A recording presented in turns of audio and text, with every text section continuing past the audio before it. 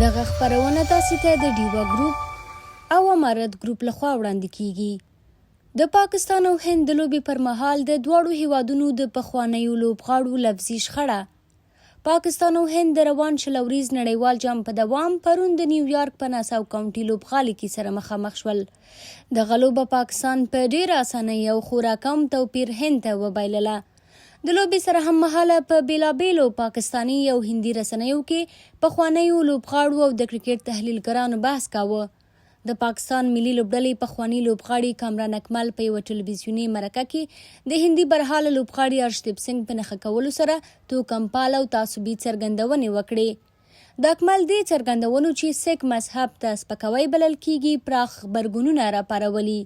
کامران اکمل په پاکستان کې په یوې ژوندۍ خپرونې کې دا څرګندونې هغه مهال وکړې چې د پاکستان د توپوهنې په پاڼۍ کې په وروستیو شپږو توپونو 18 منډو ته اړتیا وه.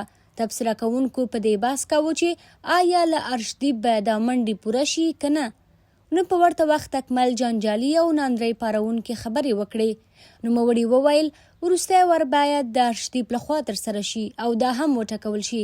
تاسو خو پوهیږئ چې دوی لا د مخه 12 دي، له 12 وروسته دوی ته هیڅ څه نه ورکول کیږي.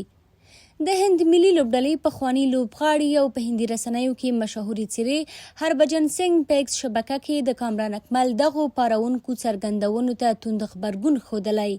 نوموړي په ایکس کې په یوه یادښت کې لیکلي لاکونه لعنت دې وي په تا کامرانه، مخکې له دې چې خپله ناپاکه خوله خلاصه کړې باید د سیکانو په تاریخ پوه شې.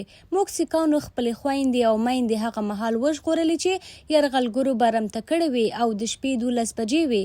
شرم وکړئ، لږ قدردانۍ خو یې وکړئ.